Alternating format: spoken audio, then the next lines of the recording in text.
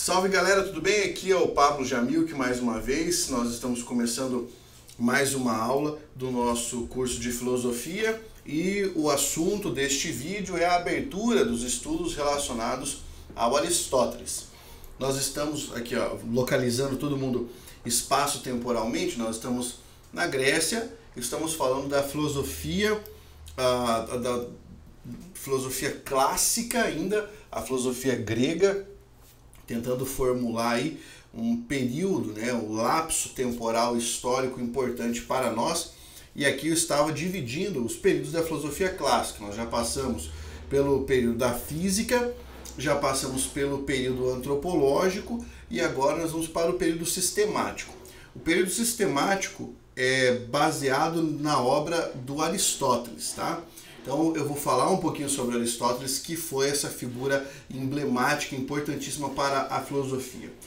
Aristóteles de Estagira, tem esse nome porque nasceu em Estagira, que o que o fez não ateniense.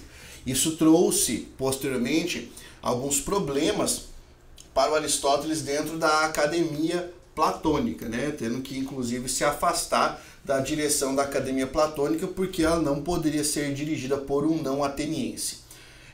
O Aristóteles nasceu em 384 e faleceu em 322 a.C., tá? Tem também um dos bustos mais famosos aí da escultura clássica. Ele foi filho de Nicômaco. O Nicômaco era um médico do rei da Macedônia. E por isso o Aristóteles acabou se transformando no preceptor do filho do rei da Macedônia, Ou seja, o filho do rei da Macedônia, que foi o Alexandre, que nós acabamos conhecendo como Alexandre o Grande, foi tutorado pelo Aristóteles, certo? O Aristóteles foi pupilo, ele foi discípulo do Platão dentro da academia platônica, ele estudou lá. Mas por volta de 355 a.C., ele vai ter que sair da academia e ele vai ter que fundar uma nova escola filosófica que é conhecida como Liceu. Liceu, o ambiente acadêmico, que não é mais o termo acadêmico, agora é o ambiente do Liceu, a escola aristotélica. E aí é interessante que nós temos aí a homenagem a Apolo Lício, voltando àquela ideia de homenagear o conhecimento. Então, quando você ouve liceu musical, liceu do não sei o quê, liceu é um termo que indica uma escola, certo?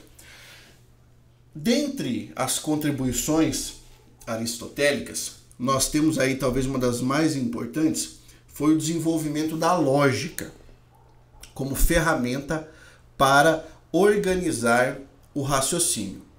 Então vamos imaginar que de um lado você tinha os sofistas, aquela filosofia discursiva do relativismo, em que valia você vencer não por força do conhecimento, mas por moldar um argumento que estava aparentemente verdadeiro. Aparentemente verdadeiro. E é isso que se faz muito hoje no Brasil, diga-se de passagem, com uma pequena extensão nos Estados Unidos, se é que você sabe do que eu estou falando. Meu grande amigo, professor Dionysini, é uma pessoa que pode explicar bem para você os parâmetros da lógica aristotélica, certo? Onde é que você vai encontrar a fundamentação dos escritos aristotélicos de lógica? Numa coletânea de livros que é o Organon. O Organon, que é justamente essa ferramenta para a lógica, a ferramenta do pensar. Você tem lá os primeiros escritos, os segundos escritos, que são os escritos aristotélicos falando justamente sobre a construção do pensamento, a construção do raciocínio. Tá? Então essa é uma obra fundamental. Você vai ter ali dentro da lógica as leis de lógica, né? A lei da identidade, da não contradição e a lei do terceiro excluído, que são as leis fundamentais a partir das quais o Aristóteles fundamenta toda a sua lógica. Eu vou inclusive pedir se o Johnny não grava para vocês aqui uma palhinha falando sobre lógica aristotélica para que vocês possam dominar isso, porque é muito interessante. Agora, também é válido citar que o Aristóteles, além de ser esse contribuinte, né, com a lógica, ele vai trazer uma fundamentação do pensamento epistemológico que vai ser uma fundamentação contrária à fundamentação platônica. Enquanto Platão valorizava essencialmente as ideias e as abstrações, né, ele falava de um mundo das ideias, do outro lado você tem o Aristóteles dizendo que é a experiência aquilo que é fundamental para que o indivíduo consiga conhecer, que ele não consegue conhecer sem uma experiência prévia, ou que um conhecimento sem a porção empírica é um conhecimento incompleto, um conhecimento não legítimo, certo? Então, o que seria uma concepção mais sensorial, mais empírica, mais apurada, mais bem trabalhada, mais bem burilada, você tem ali com Aristóteles. É como se ele estivesse dando um fôlego à escola do realismo das coisas, ou talvez, por que não dizer, até de um empirismo, tá? Então, você tem essa importância da contribuição do Aristóteles. Mas não só isso. Ele foi o responsável por todo o trabalho de taxonomia do conhecimento e sistematização. É por isso que o período filosófico do Aristóteles ficou conhecido como o período sistemático, tá?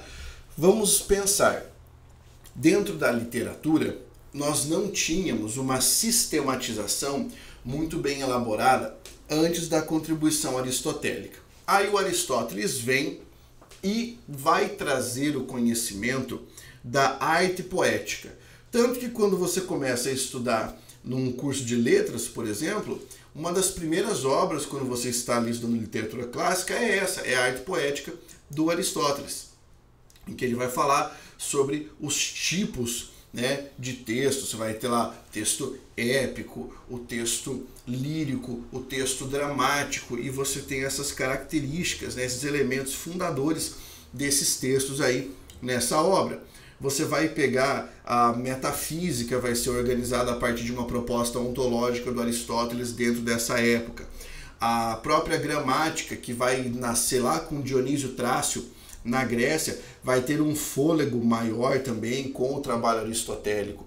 Você vai ter a taxonomia dentro das categorias dos seres vivos, o que seria até uma taxonomia biológica, né, da própria biologia, com Aristóteles. Então é por isso que a contribuição aristotélica é tão importante, porque ele coloca os pés no chão e fala: rapaziada, a partir de agora vamos começar a organizar esse conhecimento para que ele possa ser utilizado para alguma coisa, certo? Então, esse é o destaque do Aristóteles quando você começa a entender a sequência que ele traz após Platão dentro da filosofia grega. O destaque vai para a sistematização do conhecimento e o empirismo, uma valorização do empirismo. Nós temos uma proposta ética aristotélica, quando você pega a obra Ética Nicômaco, que é uma obra em homenagem ao pai, tá?